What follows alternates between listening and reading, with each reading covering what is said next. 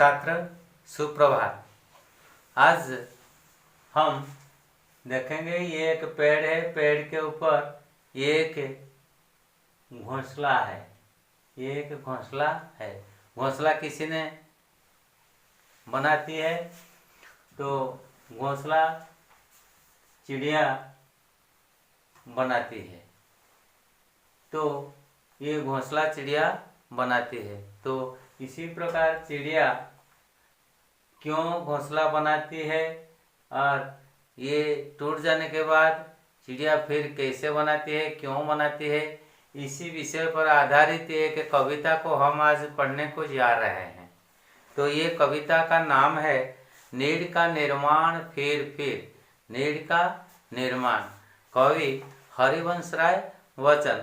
उसके संक्षिप्त विवरण जीवन का है, तो परिचय देख लेना है।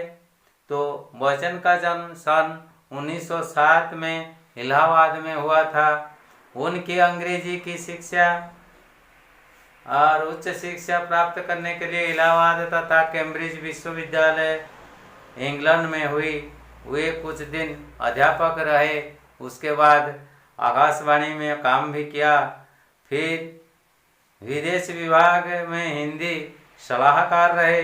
बचपन से ही कविता लिखने में उसकी रुचि थी। उनकी कविताओं में जीवन का जीने के लिए किए जाने वाले नाना कार्य का वर्णन हुआ है।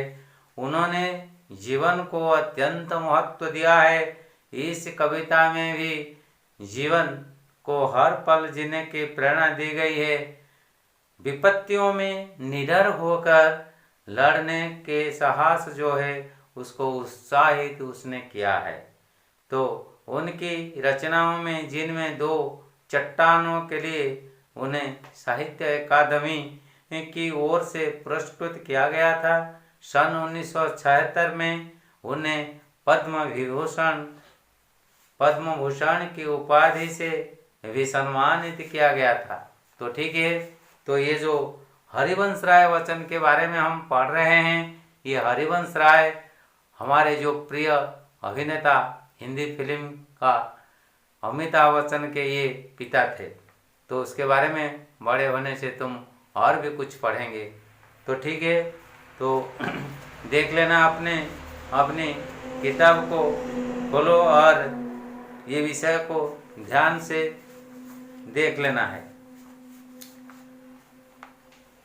नीड़ का निर्माण।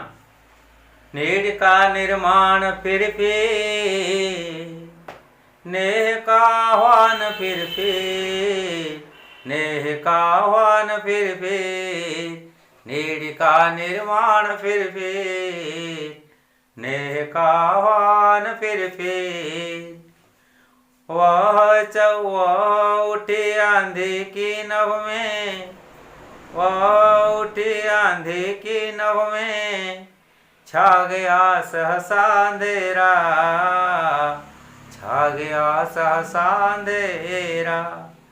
धूली धूसर बादलों ने भूमि को इस भांति घेरा, भूमि को इस भांति घेरा। रात सा दिन हो गया, रात सा दिन हो गया, फिर रात आई और काली, फिर रात आई और काली। लग रहा था अब न होगा, लग रहा था अब न होगा, इस निश का फिर सवेरा।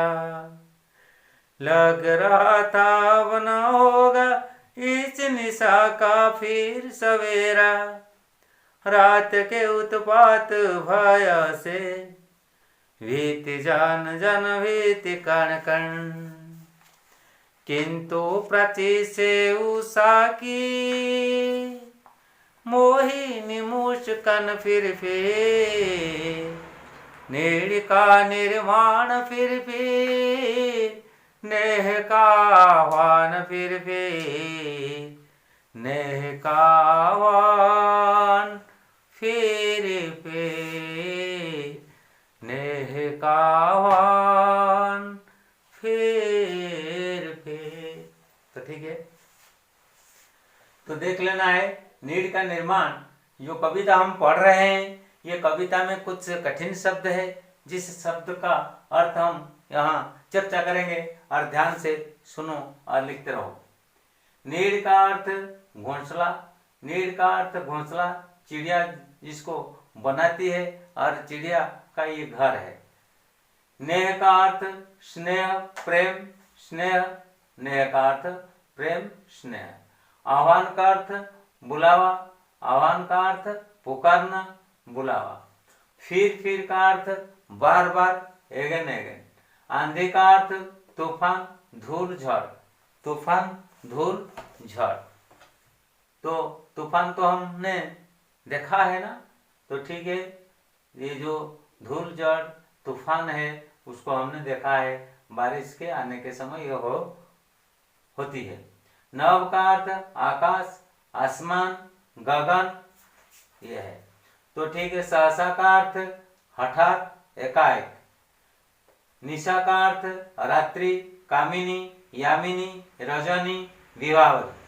प्राची का अर्थ पूर्व दिशा, मोहिनी, मोह लेने वाली, मोह लेने वाली। मुस्कान का अर्थ स्मित हास्य, मुस्कान। उषा, उषा का अर्थ सूर्य उदय होने का पहला समय। सूर्य जो उगते हैं, उगने का पहला समय जो है उसको उषा कहते हैं। भांति का अर्थ तरह।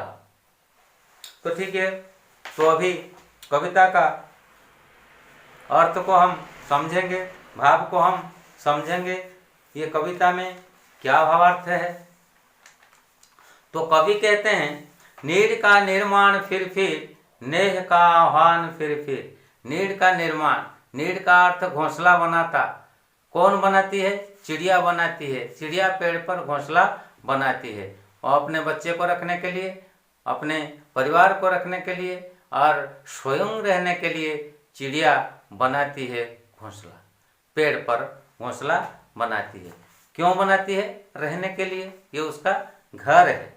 तो ये निर्माण करता है, बार बार निर्माण करता है। जब टूट जाता है, जब नष्ट हो जाता है, जब तूफान में वह उखड़ पुखड़ जाता है पेड़, तब ये हराश न होकर, निराश न होकर अपने कार्य में वह लग रहता है। वह विपत्ति को डरता नहीं, वह किसी को डरता नहीं।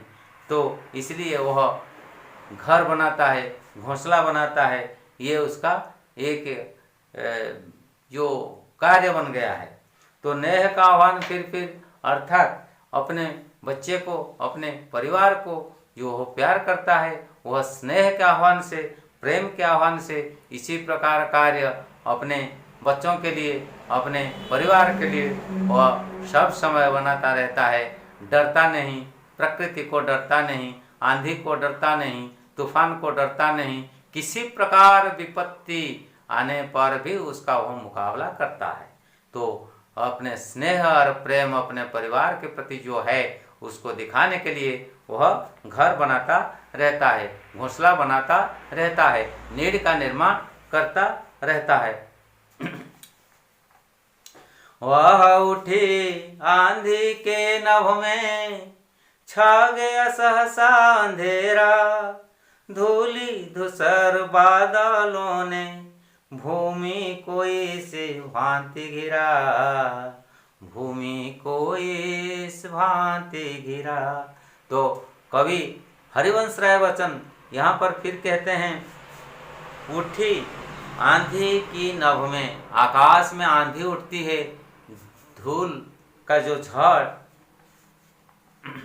है वह उठता रहता है, उसको डरते हैं हम। आंधी आने के बाद रात कैसे बन जाता है, रात दिन, रात जो जिस तरह है दिन उसी प्रकार हो जाता है।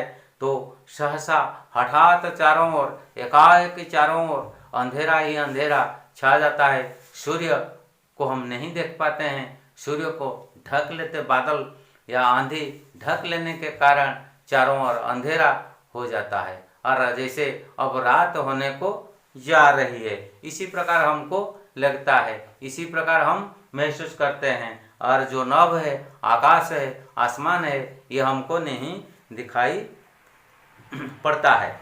तो धूलि धूसर बादलों सारा पृथ्वी को घेर लेता है, भूमि को ढक लेता है। तो इसी प्रकार ढक लेने के बाद चारों ओर अंधेरा हो जाना स्वाभाविक है, चारों ओर अंधेरा छा जाता है। तो इसी प्रकार जो भयावह प्राकृतिक दृश्य हमको डर लगता है। तो क्यों डर लगता है? रात के अंधेरे में हमको डर लगता है। रात के अंधेरे में हम डरते हैं, बाहर जाने के लिए तो डरते हैं, तो बड़े को डर लगता है। इसी प्रकार छोटे बच्चे जो है उसकी बात को छोड़ो, तो वो तो बहुत डरते हैं, माँ की गोद से वो नहीं निकलते हैं। तो रात सा दिन हो गया, फिर रात आई और कली, लग रहा था अब ना होगा इस निशा का फिर सवेरा। रात के उत्पात भय से भीत जन जन भीत कण कण। तो रात की तरह दिन हो जाने के कारण हम सब डर जाते हैं। फिर जब रात हो जाती है, रात होने के समय और अंधेरा ही अंधेरा, चारों ओर भय फैल जाता है और अंधेरी रात बहुत काली लगती है। तो इसी के कारण सभी के मन में भय संचार होना स्वाभाविक है। लग रहा था, हमको ये महसूस होता है, हमको ये लगता रहता है कि ये जो काल रात्रि है, ये जैसे सवेरा ना होगा, ये कब सवेरा होगा, कितने बजे सवेरे होगा। तो ये काल रात को ये जो छा गया है अंधेरा, ये अंधेरा से डर कर हम भयभीत हो जाते हैं। हमारे मन में अंधेरे के कारण तो ये जैसे हमको भूत का भय रहता है, इसी प्रकार अंधेरा हो जाने के बाद हमको ये निशा, ये रात्रि, जैसे सवेरा कब आएगा, हम सब व्याकुल हो जाते हैं, बेचैन हो उठते हैं। रात का जो उत्पात है, रात का जो उपद्रव का जो भय है, विभिन्न प्रकार के छोटे छोटे जीव जंतुओं के जो उत्कट भयंकर शब्द हुआ करते हैं, निशा का जो गर्जन है, ये गर्जन सुनकर हम भयभीत हो जाते हैं। उसका उत्पात, उपद्रव सभी के मन को शंकाकुल बना देता है।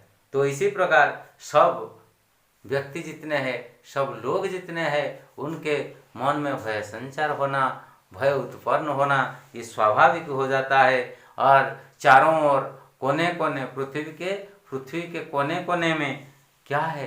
भय है, अंधेरा है और भीत है। सभी के मन में भीत प्रवेश कर जाता है, भय उत्पन्न होता है और भयभीत होकर लोग क्या करते हैं? रात को कैसे गुजारेंगे और सुबह को और उषा को सब आह्वान करते हैं। उषा के ओर सब आगे कैसे बढ़ेंगे, उषा कैसे आएगी, उसकी ओर सब देखते रहते हैं और अपेक्षा उसको करते रहते हैं। किंतु प्राची से उषा की मोहिनी मुस्कान फिर भी। तो रात्रि का जो भयंकर रूप है, ये भयंकर रूप से अपने को बचाने के लिए, अपने जो दुख है, अपने मन में जो भय का संचार हुआ है, उसको दूर करने के लिए उषा की प्रतीक्षा सब करते हैं। उषा की प्रतीक्षा सब करते हैं। उषा तो सुबह होने के समय चली आती है पूर्व दिशा में। सूर्य उगने से पहले का समय को उषा कहा गया है। ये उषा समय बहुत सुंदर लगता है, बहुत सुहावना लगता है। रात का जो डरावनी है ये तो चला गया है। उषा आने के बाद रात्र का जो भयंकर रूप है ये दूर हो गया है और उषा हंसती हंसती, मुस्काती मुस्काती, स्मित हास्य देकर मोहिनी रूप धारण करके हमको सुख देने के लिए वह प्रवेश करती है। और इसी प्रकार दुख का भय जरूर एक दिन दूर होता है और दुख के बाद सुख अवश्य आता है। इसी प्रकार रात्र का जो दुख था वह दूर हो गया है और सुबह होने के समय, उषा आने के समय सुख का माहौल, सुख का आनंद फैल जाता है। सभी को सुख लगता है, सभी को आनंद लगता है, सब हर्षित होते हैं। और रात्र का जो भयंकर रूप था ये सभी के लिए दूरीभूत हो गया है, सब के लिए दूरीभूत हो गया है। और इसी प्रकार दुख के लिए हमारे पास और सुख का प्रवेश हो गया है। तो नीड़ का निर्माण इसी प्रकार है। जो नीड़ और जो उखड़ पुखड़ गया है, पेड़ उखड़ पुखड़ गया है, उसमें जो घोंसला बना गया है, ये घोंसला तो टूट गया है।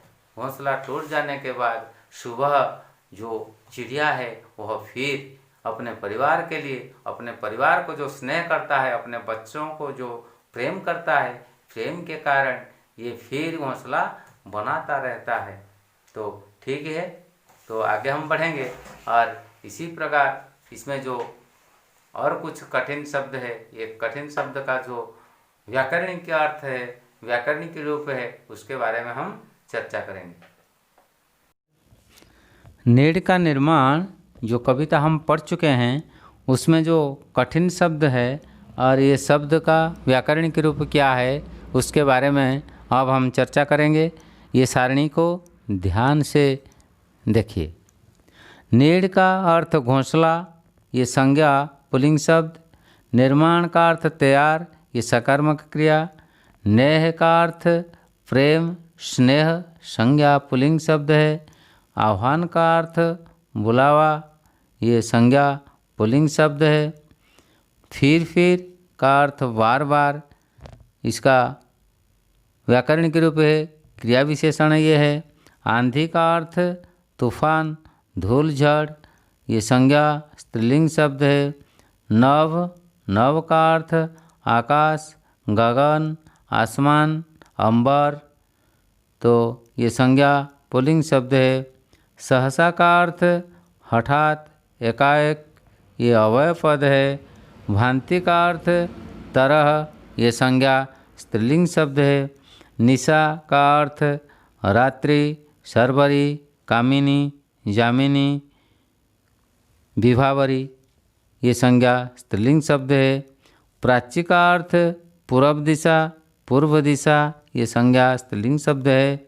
उषा का अर्थ सूर्योदय होने से पहले का समय, जो 72 मिनट के पहले सूर्योदय होने के 72 मिनट पहले के समय को उषा कहते हैं। तो ये संज्ञा स्त्रीलिंग शब्द है। मोहिनी, मोह लेने वाली जो है उसको मोहिनी कहते हैं, ये संज्ञा स्त्रीलिंग शब्द है। मुस्कान का अर्थ स्मित हास्य, तो ये स्त्रीलिंग संज्ञा शब्द है। उत्पात का अर्थ उपद्रव, अशांति, जो भय उत्पन्न करता है मन में, ये संज्ञा पुल्लिंग शब्द है। तो ठीक है, अगले वीडियो में हम उसके प्रश्न उत्तर के बारे में अंत में चर्चा करेंगे, तो ज़रूर उसको देखना चाहिए। धन्यवाद।